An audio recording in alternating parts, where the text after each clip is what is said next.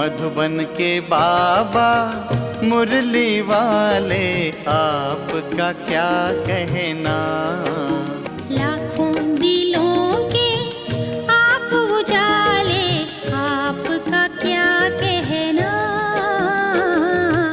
ओम शांति। आज 27 जून 2026 के प्यारे बाप दादा के अनमोल मधुर महावाक्य हैं।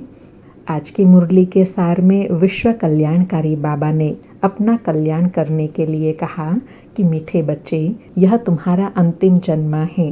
अब बाप से पूरा पूरा वर्षा लो, विष को छोड़ बाप से अमृत पियो। बाबा कहे 63 जन्म तुम देह अभिमान में रहे हो, अभी इस एक जन्म में वह आधा कल्प की आदत मिटानी है। इसलिए बाबा कहते हैं देही अभिमानी बनो। तुम जानते हो देही अभिमानी बनने से हम स्वर्ग के मालिक बन जाएंगे। कितनी ऊंची प्राप्ति है। तो रात दिन इसी कोशिश में रहना है, देही अभिमानी बनना है। एग्जाम्पल देते कहा कि मनुष्य धंधा आदि करते हैं, कितनी मेहनत करते हैं। आमदनी में मनुष्य को कभी जुटका या उबासी नहीं आएंगी, क्योंकि आमदनी है, इनकम हो रही है, पैसे की खुशी रहती है, थकावट की बात नहीं। यहाँ तो बाबा कहते तुम 21 जन्म के लिए प्राप्ति करते हो, तो कितना पुरुषार्थ करना है।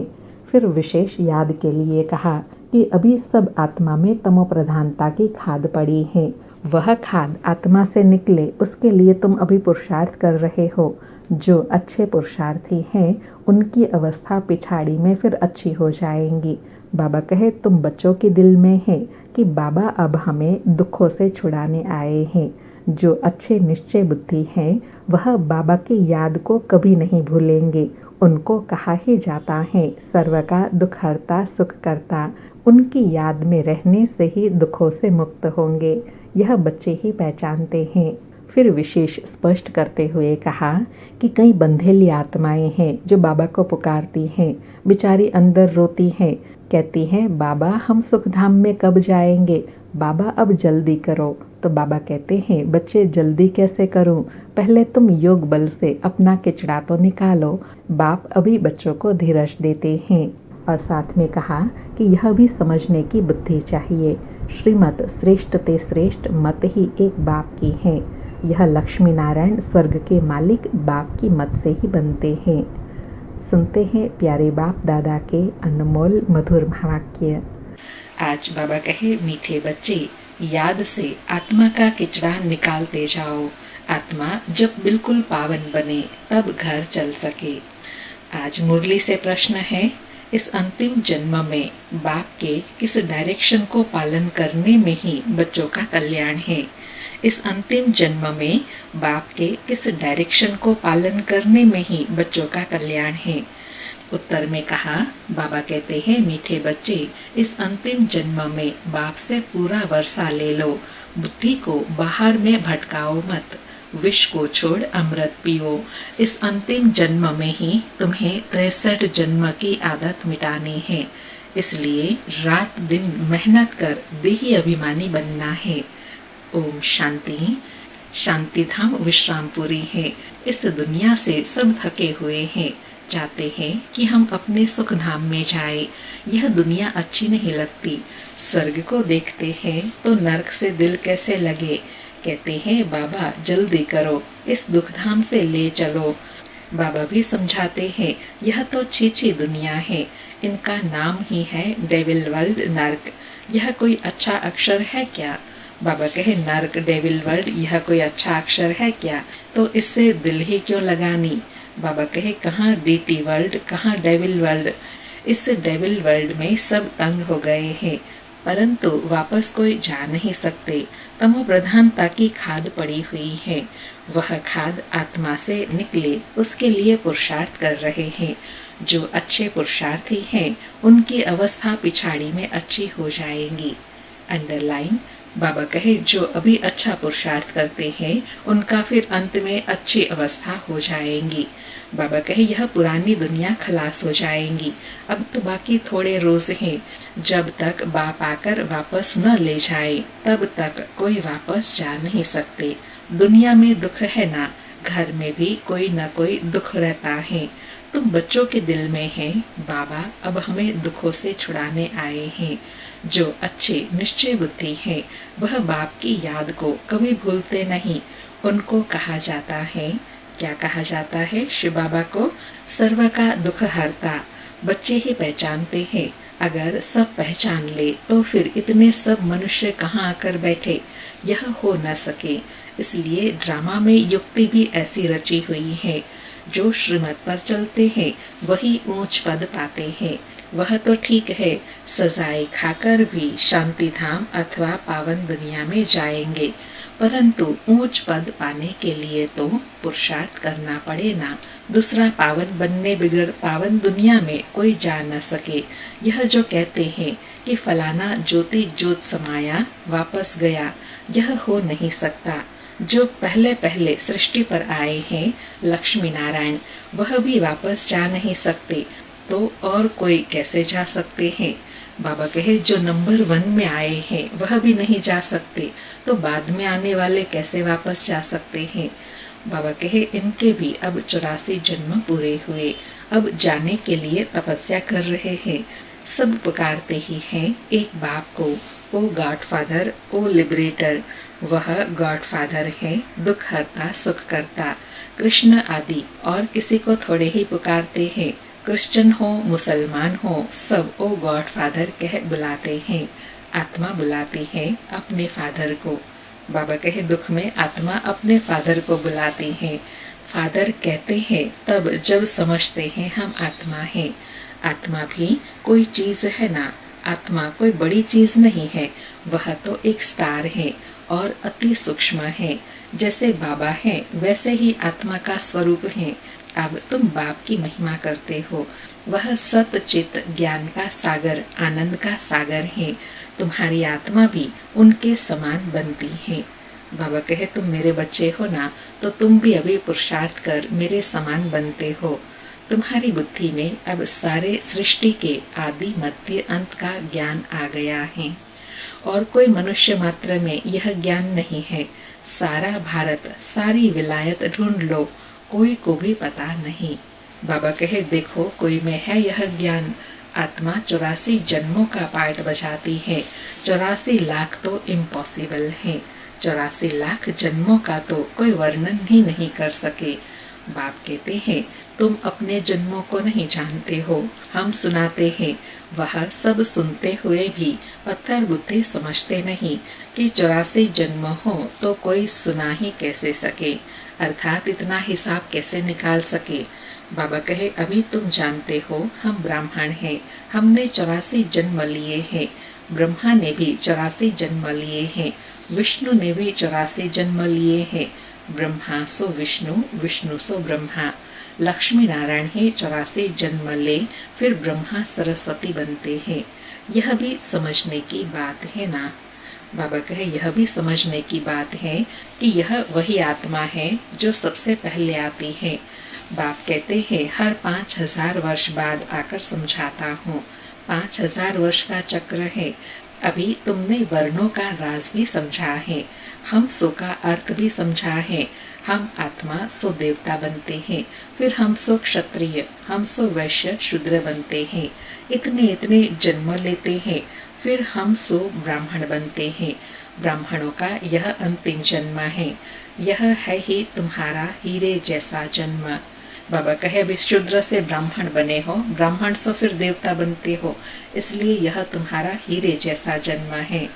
बाप कहते हैं यह तुम्हारा अंतिम शरीर है, इससे तुम स्वर्ग का वर्षा पा सकते हो। अब और कोई तरफ भटको मत।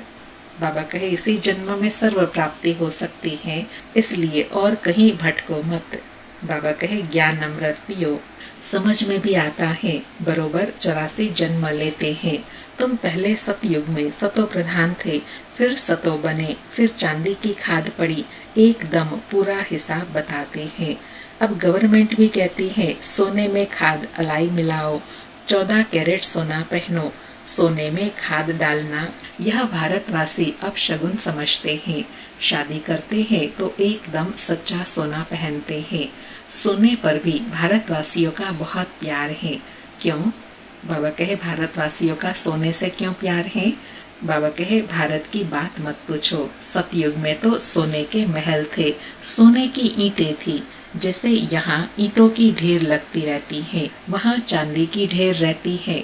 माया मच्छंदर का खेल दिखाते हैं। उसने सोने की ईंटें देखी, सोचा ले जाऊं। नीचे उतरा तो देखा कुछ भी नहीं है, कुछ न कुछ बात लगती है। बाबा कहे यह जो सुनी हुई बात है वो कुछ न कुछ समझ में आता है कि यह सिर्फ साक्षात्कार की बात है। बाबा कहे बच्चियां समझती है, अभी हम फिर से स्वर्ग में जाते हैं, फिर अगर पति आदि तंग करते हैं तो बेचारी अंदर में रोती है, कब हम सुखधाम में जाएंगे, बाबा अब जल्दी करो। बाबा कहते हैं बच्चे जल्दी कैसे करूं, पहले तुम योग बल से अपना किचड़ा तो निकालो, योग की यात्रा पर रहो। बाबा कहे ले जाने तो आया हूँ, लेकिन ले भी कैसे जाऊं जब तक तुम पावन न बनो। बाप धीरज देते हैं, पुकारते भी हो हे पतित पावन आओ, गाते भी है सर्व का सदगति दाता एक। यहाँ की ही बात है, अकासुर बकासुर यह सब बातें इस संगम समय की है। यह है ही आसुरी दुनिया। तो बाप समझाते हैं मैं कल्प कल्प संगम पर आता हूँ, सारा जाड़ जड़ जड़ीभूत अवस्था को पाता है। तुम जानते हो सतयुग में हर चीज सतो प्रधान होती है। यहाँ तो पंछी जानवर आदि हैं, यह सब इतने वहाँ नहीं होंगे। बड़े आदमी के पास अच्छी सफाई रहती है, उन्हों के रहने का स्थान फर्नीचर आदि बहुत अच्छा होता है। तुम भी इतने ऊंच देवता बनते हो। बाबा ने एग्जाम्पल देकर नशा दिलाया कि जैसे बड़े आदमी के घर में कितनी सफाई रहती है, यहाँ बाबा कहे तुम तो फिर देवता बनते हो, तो वहाँ क्या नहीं होगा। बाबा कहे वहाँ सतयुग में ऐसी कोई छी चीज रह न सके। यहाँ तो मच्छर आदि अनेक प्रकार की बीमारियां हैं, कितनी गंदगी रहती है, गाँवों में इतना गंद रहता है। बड़े बड़े शहरों में बहुत गंदगी रहती है, क्योंकि बहुत मनुष्य हो गए हैं, रहने की जगह नहीं है। तुम सारे विश्व के मालिक बनते हो। मनुष्य गाते हैं घट में ही ब्रह्मा, घट में ही विष्णु, घट ही में 9 लाख तारे, ब्रह्मा सो विष्णु बन जाते हैं। बाबा कहे यह जो गायन है ना वह संगम का ही है, संगम पर ही तुम विश्व के मालिक बनते हो। बाबा कहे विष्णु के 7 सितारे भी हैं, सतयुग में यह देवता बनते हैं। तो इतने थोड़े ही होते हैं, जाड़ पहले छोटा होता है फिर वृद्धि को पाता है। सतयुग में तो बहुत थोड़े होंगे, मीठी नदियों के ऊपर रहते होंगे। यहाँ नदियों से बहुत कैनाल्स निकालते हैं, वहाँ सतयुग में कैनाल्स आदि थोड़े ही होते हैं। मुट्ठी जितने तो मनुष्य होते हैं, क्योंकि बाबा कहे एक तो मनुष्य थोड़े होते हैं और वहाँ संपन्नता रहती है, तो इन सब चीजों की दरकार नहीं रहती। बाबा कहे इतनों के लिए गंगा जमुना तो है ही, उन नदियों के ही आसपास रहते हैं। 5 तत्व भी देवताओं के गुलाम बन जाते हैं। कभी भी बेकायदे बरसात नहीं पड़ती, कभी नदी उछल नहीं खाती। नाम ही है स्वर्ग, तो फिर क्या।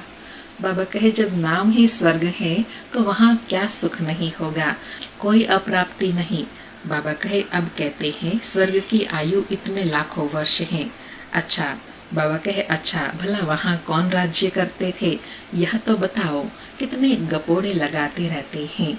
तुम जानते हो हम कल्प पहले मुआफिक ये पाठ बजा रहे हैं। रुद्र ज्ञान यज्ञ में अनेक प्रकार के असुरों के विघ्न पड़ेंगे। मनुष्य समझते हैं, क्या समझते हैं, असुर लोग ऊपर से गंध गोबर आदि डालते थे, परंतु नहीं, तुम देखते हो कितने विघ्न पड़ते हैं। बाबा कहे यह गंदगी या गोबर के विघ्न की बात नहीं है, यह मनुष्य के स्वभाव संस्कारों के विघ्न की बात है। बाबा कहे अबलाओं पर अत्याचार होते हैं, तब तो पाप का घड़ा भरेगा। बाप कहते हैं थोड़ा सहन करना पड़ेगा, तुम अपने बाप और वर्षे को याद करते रहो। बाबा कहे यह तो सब होता रहेगा, लेकिन तुम अपने पुरुषार्थ में लगे रहो। बाबा कहे मार खाने समय भी बुद्धि में याद करो शिव बाबा। तुमको तो बुद्धि में ज्ञान है, किसी को फांसी पर चढ़ाते हैं तो पादरी लोग कहते हैं गॉड फादर को याद करो, ऐसे नहीं कहेंगे क्राइस्ट को याद करो, इशारा गॉड के लिए कहते हैं। वह इतना लवली है, सब उनको पुकारते हैं। आत्मा ही पुकारती है। अब देही अभिमानी बनने में ही मेहनत है। 63 जन्म तुम देह अभिमान में रहे हो, अब इस एक जन्म में वह आधा कल्प की आदत मिटानी है। बाबा कहे देही अभिमानी बनने में मेहनत क्यों है? क्योंकि 63 जन्म अर्थात आधा कल्प की जो आदत पड़ी हुई है वह इस एक जन्म में मिटानी है। बाबा कहे तुम जानते हो देही अभिमानी बनने से हम स्वर्ग के मालिक बन जाएंगे। कितनी ऊंच प्राप्ति है। तो रात दिन इसी कोशिश में रहना पड़े, परंतु धंधे आदि के लिए भी मेहनत करते हैं। आमदनी में मनुष्य को कभी जुटका या उबासी नहीं आएंगी, क्योंकि आमदनी है, पैसे की खुशी रहती है, थकने की बात ही नहीं रहती। बाबा ब्रह्मा भी अनुभवी है ना। रात को स्टीमर्स आते थे तो आकर माल खरीद करते थे। जब तक ग्राहक की जेब खाली न करें तब तक उनको छोड़े नहीं। तो बाबा कहे जहाँ कमाई होती है वहाँ कभी थकावट व उबासी नहीं आएंगी, नींद नहीं आएंगी। तो ऐसे बाबा कहे यहाँ तो तुम कितनी ऊंची कमाई करते हो, तो कितना न पुरुषार्थ करना है। बाबा कहे बाबा ने रथ भी पूरा अनुभवी लिया है, इसने सब अनुभव किया है। गावड़े का छोरा भी था, 10 आना मन अनाज बेचता था। अभी तो देखो विश्व का मालिक बनते हैं। एकदम गावड़े का था, फिर चढ़ गया तो एकदम जवाहरत के धंधे में लग गया। बस जवाहरत की बात, यह फिर है सच्चे जवाहरत। बाबा कहे यह होता है रॉयल व्यापार। बाबा कौन से व्यापार की बात कर रहे हैं? हीरे जवाहरतों का व्यापार, ये नंबर 1 व्यापार है। बाबा कहे बाबा ब्रह्मा बहुत अनुभवी हैं। बाबा ब्रह्मा वायसराय आदि के घर में ऐसे जाते थे जैसे अपना घर। इनको फिर कहा जाता है अविनाशी ज्ञान रतन। जितना यह बुद्धि में धारण करेंगे इससे तुम पदम पति बनेंगे। शिव बाबा को कहा जाता है सौदागर रत्नागर। उनकी महिमा भी गाते हैं, फिर कह देते सर्वव्यापी। महिमा के साथ फिर इतनी ग्लानि, कैसी हालत हो गई है भक्ति मार्ग की। बाबा कहे मनुष्य की कैसी हालत हो गई है, कहाँ तो इतनी ऊंची महिमा करते हैं फिर ग्लानि कर देते हैं। बाप कहते हैं जब भक्ति पूरी होती है तब भक्तों का रक्षक बाप आते हैं। बहुत भक्ति कौन करते हैं यह भी सिद्ध हो जाता है। सबसे जास्ती भक्ति तुम करते हो, वही यहाँ आकर पहले पहले ब्राह्मण बनते हैं और बाप से वर्षा लेते हैं फिर से पूज्य बनने का। रावण ने पुजारी बनाया है, बाप पूज्य बनाते हैं। यह है भगवानुवाच, भगवान एक है, 2-3 भगवान होते नहीं। गीता भगवान की गाई हुई है। शिव भगवानुवाच के बदले श्री कृष्ण का नाम डाल दिया है, तो कितना फर्क हो गया है। ड्रामा अनुसार फिर भी गीता का नाम ऐसे बदलना ही है। फिर बुलाते हैं हे पतित पावन आओ। बाप पावन बनाते हैं, रावण पतित बनाते हैं।